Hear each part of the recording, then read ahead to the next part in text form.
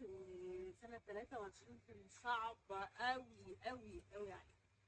صعبة في الصدمات المفتاح، صعبة في العلاقات، صعبة في حالتي كانت النفسية وحالتي المرضية. كانت صعبة بكل المقاييس، يمكن تعد من أبشع السنين اللي أنا عشتها.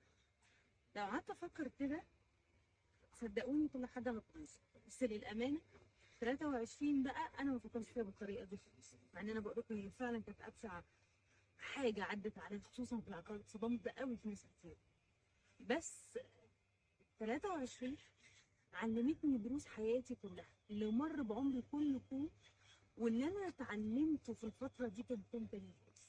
انا خدت خبرات كاني عشت 200 سنه. كل اللي درسته في علم النفس كانه كان بيتم اختباري عليه، ان كان على نفسي في حالتي الجسمانيه، او حالتي المرضيه ونفسيتي، او كانت حتى على علاقاتي وازاي اقدر اتعامل معاها. بامانه فكروا بالطريقه دي. شكرا ل 23 على كل الدروس اللي اتعلمتها. شكرا على الخبرات التقيله قوي مع انها كانت صعبه وعلقه جامده، بس ميرسي على التمرين القوي ده. كل سنه وانت طيب.